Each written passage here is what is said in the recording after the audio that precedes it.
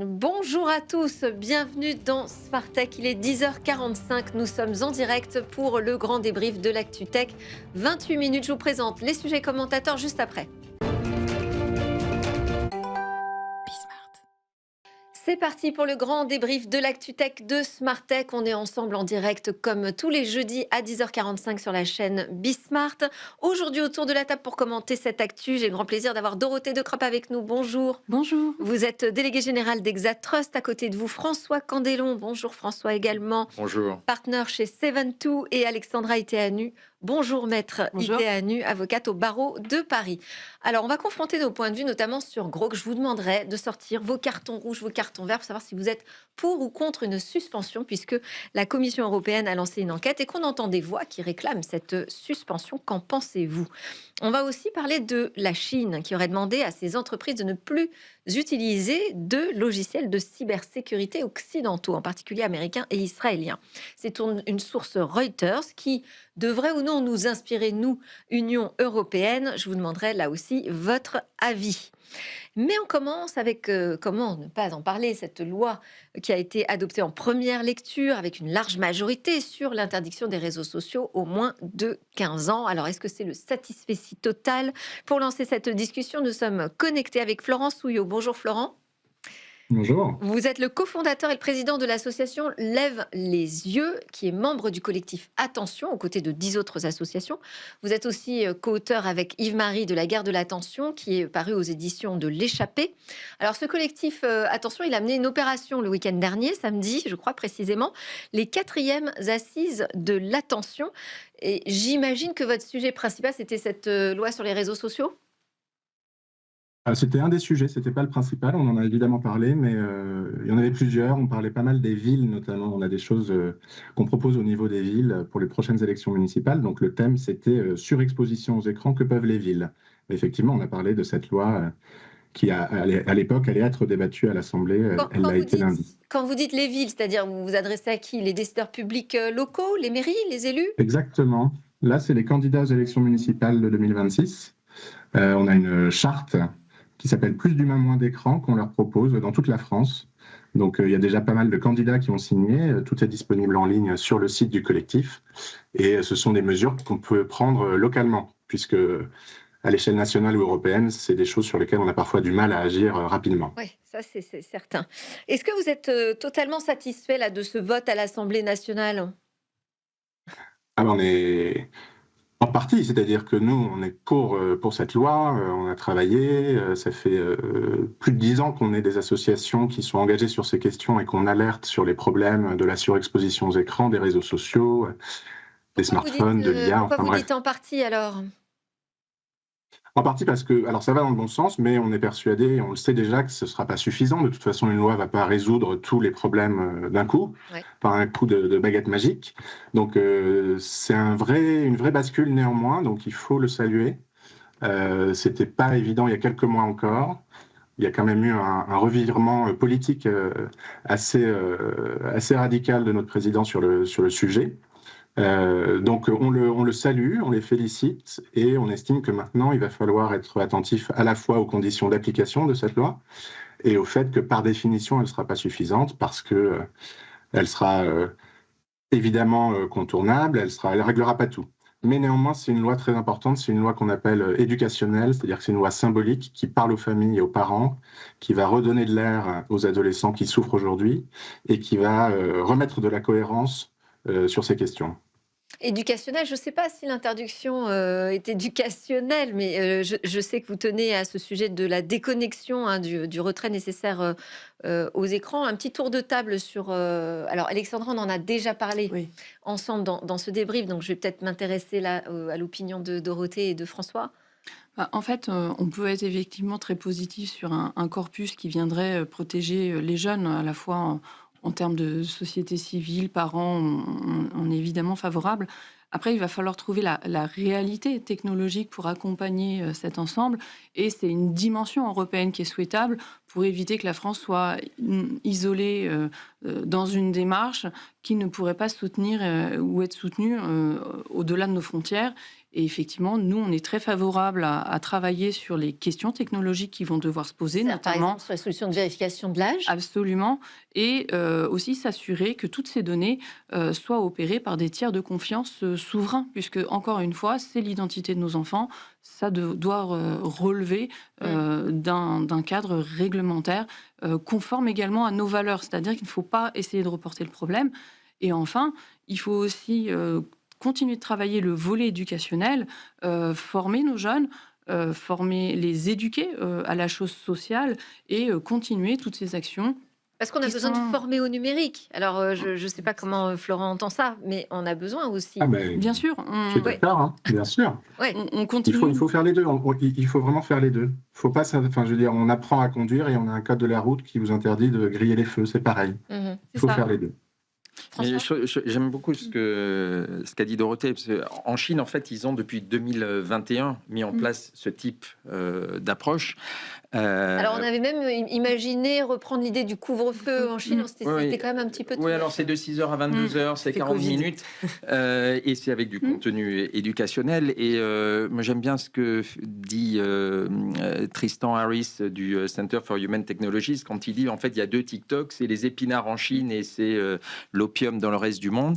Mais ça a un coût qui est par rapport, et je suis tout à fait d'accord avec la question des valeurs, puisque le prix à payer, entre guillemets, c'est regarder effectivement l'identification des individus. Donc, il y a une base de données de reconnaissance faciale. On va sur les sites uniquement avec son identité réelle. Donc, il y a tous ces éléments-là. Et donc, c'est vraiment une question de valeur que l'on peut avoir. Ouais, et Dorothée, d'ailleurs, je voulais vous faire réagir là-dessus parce que ça pose des questions de cybersécurité. La vérification de l'âge, beaucoup de personnes, à juste titre, sont inquiets de l'ensemble des internautes va devoir s'identifier à chaque fois sur ces plateformes. Alors effectivement, on a avec des données ultra sensibles. On a effectivement des questions d'identité. On parle effectivement des wallets européens. Et il y a déjà aujourd'hui, on utilise tous les jours des systèmes de reconnaissance de notre identité, même pour nos démarches de type service administratif. C'est pour ça qu'il ne faut pas que ce soit les plateformes qui opèrent, mais il faut réellement qu'il y ait un encadrement, une norme européenne opérée par des acteurs qui finalement relèvent des institutionnels pour pouvoir justement opérer et pourquoi pas faire des passerelles utiles avec d'autres systèmes qui font l'objet de notre quotidien pour s'assurer que nos identités sont gérées par des tiers de confiance respectant nos valeurs et avec le cadre de protection de cybersécurité adapté. Donc il faut réellement sortir la question de l'opération. Failles, toutes les données personnelles qui fuitent partout, tout le temps. Bien sûr. Bien sûr. Alors, c'est un autre sujet. C'est le side effect, effectivement, qu'on va devoir gérer avec cette question-là. Après, sur la protection aussi sur les plateformes, il faut aussi probablement, Maître Iteanu reviendra peut-être dessus, mais ne pas avoir peur d'appliquer le DSA et le DMA et de faire aussi le levier sur les plateformes. On est en train aussi d'essayer de trouver des voies de contournement parce que les plateformes deviennent le Far West. On se doit aussi d'imposer ce numérique à nos valeurs et de faire enlever tous ces contenus qui sont litigieux et qui, dans le droit courant, dans le droit constant, ne pourraient pas être dits dans la rue sans aucune conséquence. Totalement. Alexandra. C'est exactement le slogan de la commission sur le DSA. Ce qui est illégal en ligne devrait l'être aussi hors ligne. Enfin, hors ligne devrait l'être en ligne. Et je veux juste revenir sur la question de la vérification d'identité. Oui, mais ce qu'on a le droit de faire, je ne sais plus qui m'a dit ça encore hier, et c'est vrai, parce que moi, ce parallèle, il me gêne. Parce que c'est pas comparable, certaines situations sont pas comparables. Et puis dans la vraie vie, j'ai le droit de faire certaines choses que je ne pourrais plus faire désormais dans le numérique. C'est quelque chose d'intéressant ce que vous dites, parce que vous dites dans la vraie vie. Mais en fait, il faut arrêter de penser que le virtuel n'est pas la vraie vie. Oui, non, mais quand on dit il faut pénaliser de la même façon ce qui est illégal dans la vie physique, si vous voulez, et dans la vie numérique, quand on est sur des services en ligne, il faut aussi penser à l'autre chose, qu'aujourd'hui, je suis capable de marcher dans la rue, rentrer dans un café, tout ça sans sortir en permanence ma carte d'identité. Oui, et d'ailleurs, on s'éloigne de l'Internet des années 90-2000, c'est-à-dire où il y avait un anonymat, une liberté. Et aujourd'hui, effectivement, c'est ce que vous disiez, c'est tout le monde va devoir donner son identité, en fait. Oui, Ça ne va pas être que les jeunes. Donc, Et on sait que c'est toujours sous couvert au début de la protection des droits, etc., mais qu'on peut glisser doucement vers quelque chose qui sera de la surveillance. Doucement ou pas l'ultra-surveillance. très doucement, Ouais, d'ailleurs. mais c'est comme les programmes américains de surveillance, ça part toujours de l'antiterrorisme, etc., mais on voit que ça va toujours au-delà. Donc. Florent, je voulais aussi vous faire réagir sur ces sujets-là qu'on vient d'aborder en plateau, mais plus particulièrement sur le fait que là, on interdit finalement aux enfants de se connecter. Qu'est-ce qu'on interdit aux plateformes? Enfin, ça, c'est un sujet aussi de s'adresser de manière, comme le disait Dorothée, courageuse aux Oui. plateformes. J'ai noté d'ailleurs, vous précisiez que dans votre collectif, il n'y avait que des associations, le collectif Attention, il n'y avait que des associations indépendantes de l'industrie numérique. C'est-à-dire, vous avez l'impression qu'il y a un lobbying aujourd'hui, y compris sur ces sujets de prévention? Oui, c'est pas une impression, hein, c'est documenté, il y a des articles, des financements sont même affichés par des acteurs de la prévention, donc c'est pas du tout qu'une impression. Ouais. Aujourd'hui, le numérique a un marché énorme, hein, évidemment, on parle des réseaux sociaux, mais il n'y a pas que les réseaux sociaux, mais les réseaux sociaux, c'est, on va dire, la caricature, qui financent des laboratoires de recherche ou des associations de prévention. Donc comme c'est un peu le début de l'histoire sur ces sujets-là, même pour nous, ça nous paraît ancien, mais pour pas mal d'autres gens, ça paraît plus récent. Vous avez encore des associations de prévention financées par l'industrie du numérique. Donc, c'est comme si vous aviez des assos de prévention du tabac financés par des cigarettiers. Donc, nous, on est un collectif d'assos indépendante, c'est-à-dire qu'on a des chartes, on affiche clairement nos financements et on refuse absolument toute participation financière des industriels du numérique. On plaide pour que, justement, l'État finance durablement avec un outil transparent, la prévention indépendante. Ça peut être en taxant précisément les GAFAM et en reversant par un fonds de dotation une partie de cette taxe pour la prévention. Il y a C'est ce qu'on- ça, c'est ce il y a qu'on propose. aussi. Enfin, moi, je pense que la vraie Bonsoir. difficulté, elle est sur les algorithmes d'addiction. Ouais. Et que ce qu'il faudrait effectivement pousser, c'est probablement s'assurer. Et alors, après, il y a la question mais de ça- l'identification des individus. Comment est-ce qu'on enlève ces algorithmes d'addiction? Je disais, Peut-être qu'on l'opium pourrait par les rapport. interdire si on décide que On c'est pourrait les sujet interdire. d'addiction. Enfin, les Ouais, interdire, oui. mais en tout cas, au moins pour les Et jeunes. avoir une transparence sur les algorithmes. Oui, Parce que une bon, transparence on sur les pourrait voir algorithmes. comment ça fonctionne. Ouais. Le sujet, Ouais, oui, Ouais, complètement. c'est gros sujet. le gros sujet. Merci beaucoup, Florence Souillot, d'avoir été avec nous. Je rappelle que vous êtes le cofondateur et le président de l'association Lève les yeux, membre du collectif Attention. Merci d'avoir été avec nous Merci pour à ouvrir vous. ce débrief. Nous, on continue, on reste sur les plateformes en quelque sorte, puisqu'on va parler du chatbot IA du réseau social X, en l'occurrence Grok, qui est sous le coup d'une enquête de la Commission européenne. Alors, on entend des voix, notamment, je voulais signaler celle de David Corman, qui est un député européen, engagé sur ces questions du numérique et qui dit bah non mais là il faut suspendre X, il y a pas de discussion. Qu'en pensez-vous? Allez, suspendre Grok, pardon. Suspendre Grok ou pas? Oui ou non? Ah, alors, le oui, c'est vert. Oui c'est vert, non. Ok, donc on est quand même Allez. Dorothée, ouais. Vous pensez qu'il faut suspendre le chatbot, Le temps de l'enquête. le temps de l'enquête? À un Oh, moment ça va être donné, long. c'est pas grave. Au moins, en fait, je prends comment dire, je me fais l'avocat du diable. En fait, on a toujours tendance à effectivement laisser faire tout en ayant des enquêtes. Alors, je suis pas une experte de la procédure.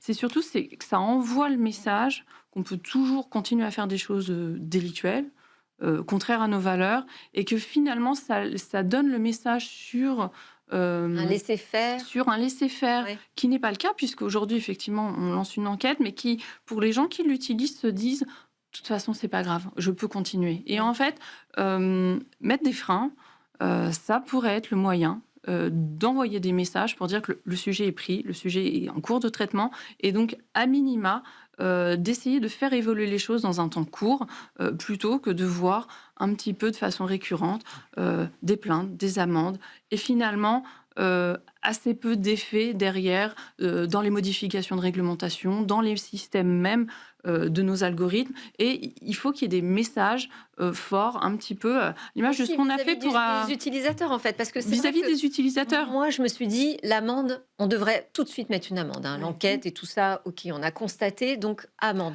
Et là, on frappe au portefeuille et ça fait mal. Mais vous avez raison, c'est pas visible du côté des C'est ça. utilisateurs. Donc, juste en matière de communication, à l'image un peu de la séquence de Shine qui s'est faite, à un moment donné, pour réveiller aussi les utilisateurs et de se dire et de les questionner sur finalement ce qu'ils en font. et parce qu'ils sont aussi acteurs de ces déviances. Alexandra, Totalement. pourquoi pas de suspension? Parce que c'est comme pour les réseaux sociaux, c'est-à-dire que c'est aussi un aveu qu'on n'arrive pas à appliquer. On a tout un panel de règles. Ils auraient dû se conformer au DSA. Il y avait des obligations d'évaluation des risques systémiques qu'ils n'ont pas fait, des obligations de rapport qu'ils n'ont pas mis en place. Il y a aussi l'AI Act. Donc toute cette réglementation, en suspendant, c'est aussi l'aveu qu'au final, on est impuissant et qu'on réglemente, mais qu'au final, c'est pas appliqué. Et Elon Musk, on le sait, il le dit. Alors, Grok a été quand même... Non, X a été condamné en décembre 2025 Oui. à payer 120 millions d'euros déjà. On sait que là, il y a une nouvelle enquête qui est en cours, il va y avoir une nouvelle amende, mais effectivement, c'est sûr que c'est pas suffisant. Non, mais François. là, je suis tout à fait d'accord sur la On s'est nécessité. laissé convaincre. Non, je suis d'accord, parce que je savais pas, c'était pour un X versus Grok. Je pense qu'il y a une nécessité d'être d'accord avec nos valeurs. Et ce qui est sûr, c'est que ce ne sont pas les entreprises, les hyperscalers qui vont pouvoir donner et représenter ces valeurs européennes, mais même aux États-Unis. Le mois dernier, j'étais à San Francisco et je discutais avec le sénateur Scott Wiener, qui est au niveau du Sénat de Californie, celui qui a écrit le projet de loi sur l'IA, et qui était fou par rapport à l'executive order de Trump qui dit il faut avoir quelque chose au niveau fédéral. Et il était d'accord pour dire effectivement qu'il faut que ce soit au niveau fédéral, mais en fait, il n'y a aucune agence aujourd'hui au niveau fédéral qui peut s'emparer du sujet. Donc, de fait, c'est une absence de réglementation. Et oui. Et je reviens aussi sur la question des valeurs et le by design. Alors, si on prend DeepSeek, ils ont by design intégré le fait qu'il pouvait y avoir de la censure. Donc, je pense que nous devons... La vraie question, elle est qu'est-ce que nous faisons en Europe et qui va nous représenter et qui va représenter les valeurs européennes? Parce qu'il faut reconnaître que la question de la liberté d'expression est aussi à des différences culturelles. Aux États-Unis, la liberté d'expression dit on peut dire n'importe quoi et on doit pouvoir le dire. En Europe, il y a des choses où, alors je ne suis pas juriste comme vous, mais il y a des choses qu'on n'a pas le droit de dire, le négationnisme, Voilà. des choses comme ça. Donc, défendons nos valeurs. D'autant... Pardon. Alexandra Dorothée, vite Juste fait, très concrètement, avant qu'on passe à la l'utilisateur Chine. a des moyens de porter plainte, ceux qui ont été, c'est peut-être important de le dire, ceux dont les images ont été utilisées, etc. Il y a des moyens normalement sur les plateformes, première étape de signaler ces contenus. Si ça ne marche pas, vous pouvez porter plainte auprès de l'Arcom. C'est Ouais. important de le dire. Sur Oui. le site de l'Arcom, vous y allez, il y a un mail qui est donné et eux peuvent adresser ces plaintes au parquet. Donc c'est important, je pense, de le signaler. Absolument. Absolument. Dorothée, vous vouliez Oui, ajouter une quelque initiative qui a été lancée à Davos, c'est un nouveau social qui s'appellerait W, et finalement qui est d'origine européenne pour essayer finalement d'amener une réponse. En tout cas, c'est une initiative à suivre pour voir si ça va prendre de l'ampleur et finalement avoir un outil européen finalement pour les réseaux échanger sociaux aussi et pour les réseaux sociaux. pour les chatbots d'IA, là aussi on a des offres possibles open source, en tout cas tout le monde y travaille. Maintenant, Peut-être juste... Alors, le problème c'est que les utilisateurs pour l'instant n'y sont pas. Non, je voulais juste mentionner, j'avais fait, alors c'était en 2024 avec DeepSeek, le chat de Mistral et ChatGPT, où j'avais demandé est-ce que Voice of America était un outil de propagande. Et donc, le chat et DeepSeek avaient eu une réponse assez équilibrée. Et ChatGPT, à l'époque, donc on est en 2024, je ne l'ai pas refait depuis, disait que pas du tout, puisque les États-Unis... ne faisaient pas de propagande, mais juste pousser les idéaux de liberté. Ouais. Bah oui. Donc les valeurs, non mais Bon, nos faut pas valeurs toujours sont croire en ce que jeu. disent les Nos valeurs chatbots sont d'IA, en jeu. Nos valeurs sont en jeu. Moralité. Ok, merci pour ce sujet. Je propose qu'on passe à la Chine. Mais en fait, dans les deux autres sujets, on a prononcé déjà le nom de ce pays. La Chine aurait demandé en fait à ses entreprises de ne plus utiliser de logiciels de cybersécurité en listant une douzaine d'entreprises américaines israéliennes. Hein. Le motif, c'est la sécurité nationale.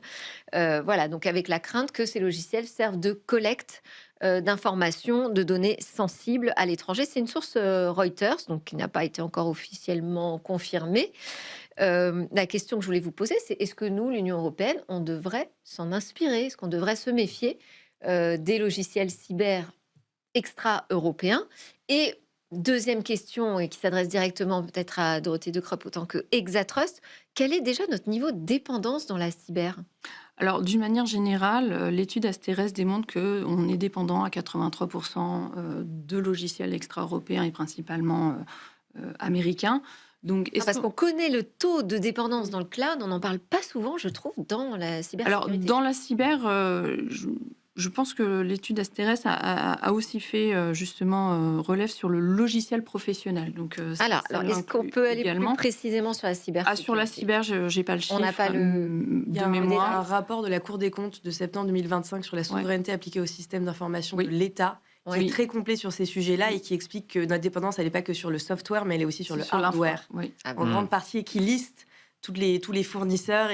Donc, je vous invite à lire ce rapport qui est très, très complet sur ces sujets-là. Mais sur ces technologies qui sont embarquées dans les logiciels de cybersécurité, vous avez quand même une vision aujourd'hui du marché. Est-ce qu'elles sont principalement américaines? Alors, en tout cas, quand vous reprenez ce qui existe dans le Gartner, ce sont souvent effectivement des marques américaines, israéliennes.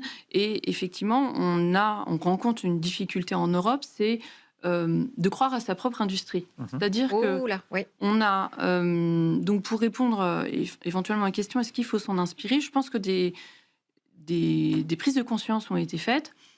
On parle beaucoup de souveraineté en France. Néanmoins, aujourd'hui, il faut que ça se traduise par des actes d'achat. On pense toujours que privilégier l'industrie française et européenne, ça serait de faire de l'anti-américanisme primaire. Au contraire, promouvoir sa propre industrie sur laquelle l'État finance des projets, l'État met beaucoup d'argent, c'est plutôt se créer des leviers de croissance, se créer des leviers de confiance, puisqu'effectivement, derrière, entre la gestion des grands éditeurs de cybersécurité, la gestion des données qui passent par ces systèmes, et donc avec, après, la question de l'extraterritorialité du cloud, enfin des données qui pourraient être gérées dans ces pays, il y a toute une chaîne de valeur effectivement à promouvoir en France et en Europe. Et effectivement, aujourd'hui, on considère que si aujourd'hui on réorientait juste 15% du marché, on créerait à échéance 10 ans environ 690 milliards d'euros et 500 000 emplois en Europe. Donc en fait, on a aujourd'hui des éditeurs qui sont reconnus par l'ANSSI, ils ont tous les visas de sécurité, pour certains, ils ont même des reconnaissances de certification dans d'autres pays européens. Il faut juste qu'on arrête ce narratif négatif que notre industrie ne serait pas au niveau. Il n'existe pas d'équivalent, d'alternative. Nous, on a mis en place sur notre site internet Exatrust l'Exasearch, c'est-à-dire vous donnez votre partenaire extra-européen, on vous propose une alternative européenne. Et aujourd'hui, on a démontré aussi, en décembre dernier, on a lancé le Cyberpanorama en partenariat avec le CESIN, donc ce sont le club qui rassemble les utilisateurs français. Et on a dénombré déjà 300 entreprises dans ce cyberpanorama. Donc, il nous manque effectivement des stacks techniques qui sont historiques. Néanmoins, aujourd'hui, dans notre équilibre, pour exister en tant que pays souverain, en tant que pays qui a une ambition européenne, il faut ouvrir à un le moment carnet donné, de commandes ouvrir le carnet de commandes. Seuls les euros comptent. Je ne vous ai pas fait voter, mais vous pensez qu'il faut qu'on suive le modèle de la Chine en interdisant, donc non rouge, je rappelle, vert oui, en interdisant l'utilisation de logiciels de cybersécurité extra-européens? Alors, moi, je dirais qu'il faut promouvoir. Que des cartons rouges, mais il y a un peu de vert quand même. Je trouve que l'interdiction, d'abord, on ne peut pas complètement interdire, parce qu'on en a quand même besoin, on a une dépendance. Mais moi, je suis plutôt optimiste, parce que quand vous voyez qu'hier, la première ministre danoise a dit qu'elle pensait maintenant à prendre des armements qui ne seraient pas des armements américains, c'est un choc culturel, c'est majeur. Il y a eu un moment Groenland. Donc, il faut, à partir de là, pousser. Alors, il y a un autre proverbe chinois qui dit que le meilleur moment pour planter un arbre était il y a 20 ans et le deuxième est aujourd'hui.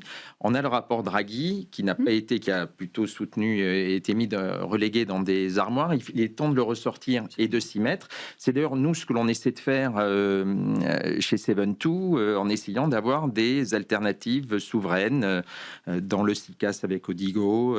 Dans ce que vous recommandez aux entreprises? Non, mais il faut qu'on construise effectivement des offres souveraines. Et donc, nous, on promeut ces entreprises et on a des pépites.